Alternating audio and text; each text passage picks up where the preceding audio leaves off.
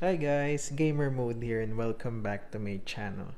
So today we're gonna be unboxing this Cygnett Clear Protective Case for iPhone 12 Pro Max. So as you can see here, it's shock absorbing, anti-yellowing. As we all know guys, di ba kapag mga clear case, prone siya mag-yellow over time. And then dito naman kills 99% of germs.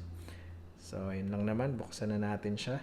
So, ang ganda ng case niya. Pag binuksan niyo yung case niya dito, makikita niyo yung itsura ng case sa loob. So, ganyan siya.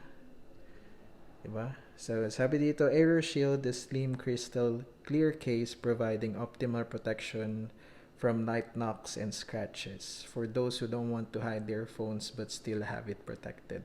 So, yun, diba? Syempre, maganda nga yung design ng iPhone. So, gusto nyo nakikita rin siya. So, maganda yung mga clear cases. So, bakit hindi ko pa binili yung Apple case na merong MagSafe sa likod? Hindi ko kasi gusto yung design niya. So, hanggat wala pang third-party case na maganda-ganda yung itsura, eto na lang muna siya. And it cost me around $30. So, parang more than 1,000 sa peso. So, ayun. Maganda rin siya kasi makikita mo, di ba? Ang ganda, ang galing din ng lagayan niya ng box kasi may magnet siya dito. Yan. Marinig nyo, nagsasara talaga siya. So, yan. Nagsasara siya. Tapos, buksan nyo.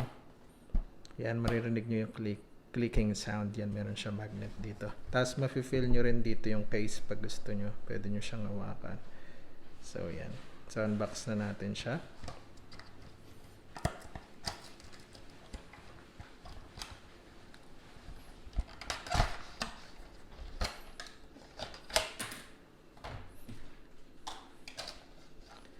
So, ayun. Pag open mo ng box, ito siya. So, nandito yung label niya na Cygnett.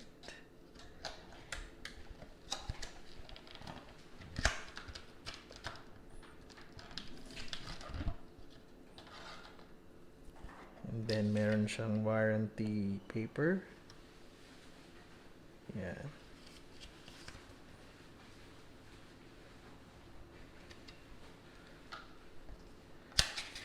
Tapos ito, wala lang, paper lang siya.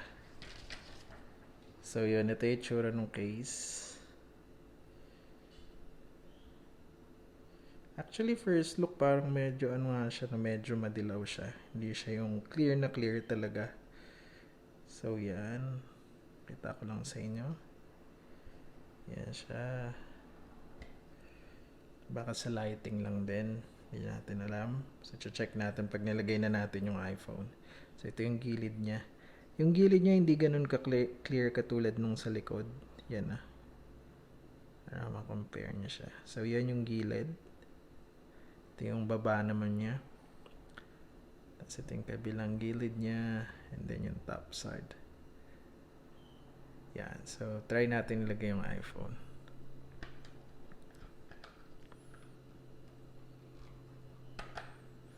So yan guys yung itsura niya. Ayan. Ito yung likod niya. Ayan. So, yan yung likod niya. Itang kita naman siya. Then, yun sa top. Ayan yung itsura niya. And then, sa gilid. Accessible naman yung mute and unmute. So, hindi ka naman mahihirapan siya. Ayan. Tapos yun, dito naman sa volume up and volume down, okay naman siya. Hindi naman siya matigas. Tama lang. Sa top, medyo mahirap siya pindutin yung volume up. Di ko alam kung bakit. Parang hindi siya ganun kasakto. Pero yan, okay naman na. Yun. Tapos ito naman yun sa power button. Yan. So, ito naman yung ilalim. So, kita naman yung mga speaker grill natin, hindi naman siya naka-coveran. So, yan guys. Yan yung final look.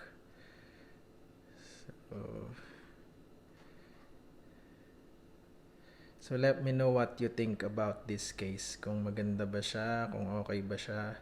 Re-review din natin siya pag tumagal kung di ba talaga mag-iiba yung kulay. Pero as of now, parang di siya ganun ka-clear. Medyo madilaw nga siya na.